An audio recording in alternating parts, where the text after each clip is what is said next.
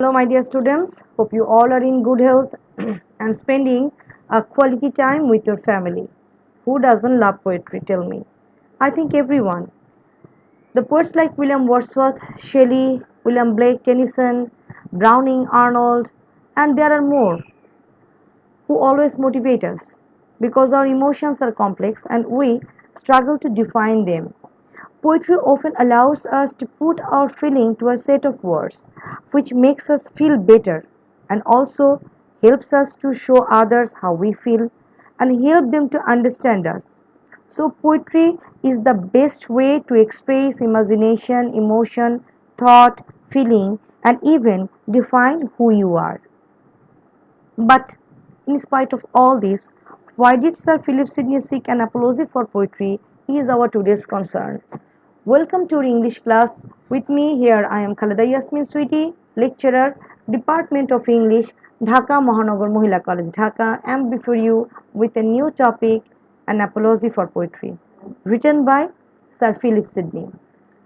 To start our discussion, first we will try to know about the life of Sir Philip Sidney.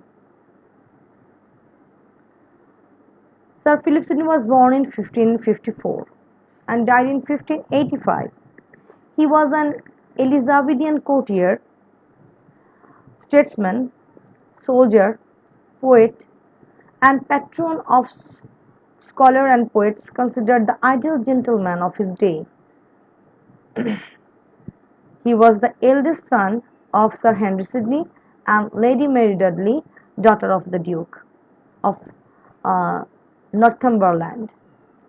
After Shakespeare's sonnet, Sidney's Astrophel and Stella is considered the first Elizabethan sonnet cycle.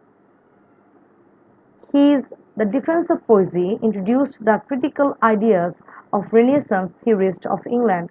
Not only that, he has the knowledge on Latin, France, and Italian also. And the after his death, um, the Oxford University of Cambridge and scholars throughout Europe issued memorial volumes in his honor, while almost every English poet composed verse in his praise. What is an apology for poetry? An apology for poetry is a literary criticism. Sidney's An Apology for Poetry is considered the best work that opened the age of literary criticism in England. It is written in 1585 and published after his death in 1595. It is said to be the first important critical text in the English literary criticism. His apology for poetry is spirited defense of poetry against all the charges laid against poetry since Plato.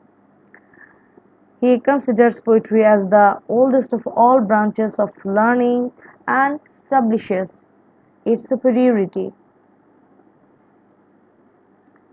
What are the contents of Apology for Poetry? Sidney's Apology for Poetry deals with two ideas. One, poetry is of divine origin, and two, there are social utility of poetry. The first section is all about praise of poetry. It is a cradle of civilization. Poetry can teach and delight. It can surpass the virtue of history and philosophy. In the second section, Sidney refutes four objections leveled against poetry.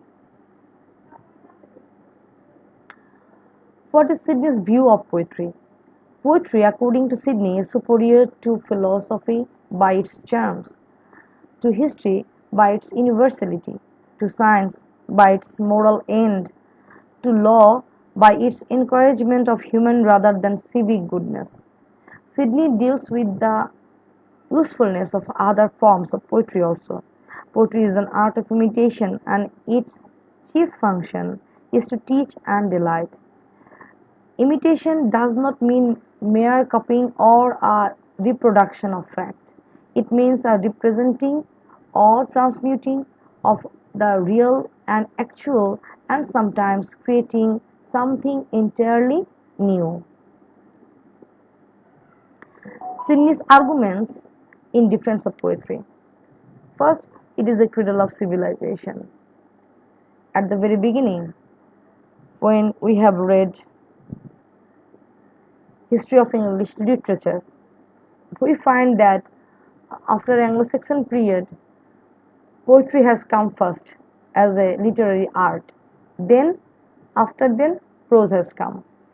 Poetry is the first light giver to ignorance that flourished before any other art of science. The earliest philosophers and historians were poets. The first law and Greek or Roman philosophers' works are written in verse. Poetry can teach and delight. The aim of poetry is to teach and delight, is to teach and please.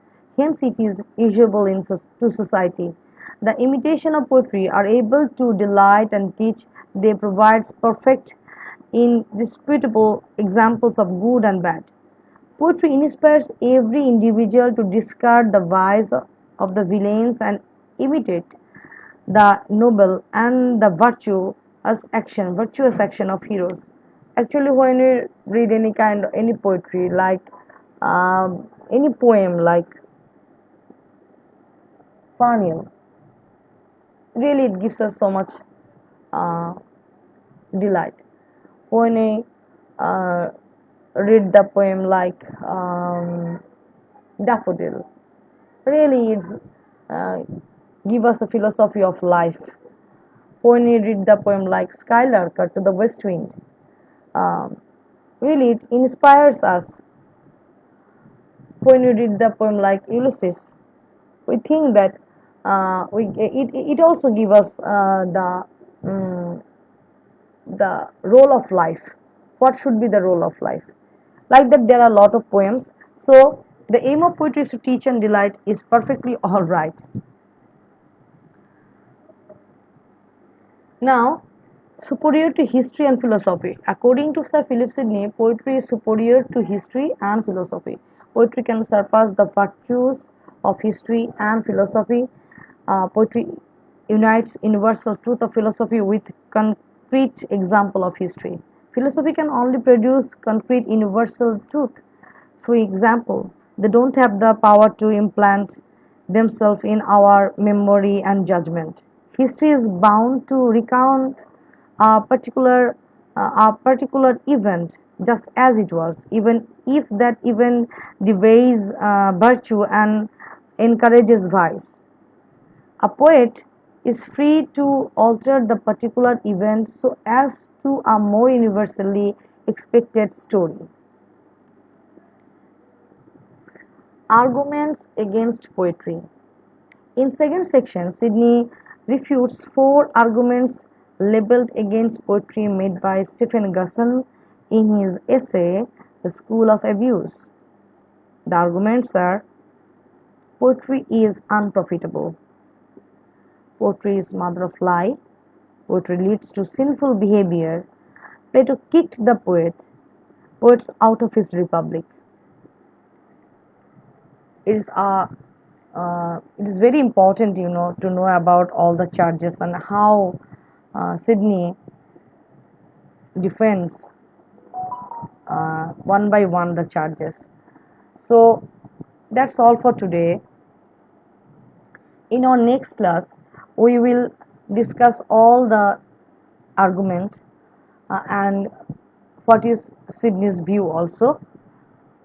So I think you have understood this session. If you don't understand, please go back to the lecture and listen it. And when you make any comment, my dear students, please mention your roll number, because we are counting it as your attendance. So my dear students, uh, we'll we'll meet again with a with our next class.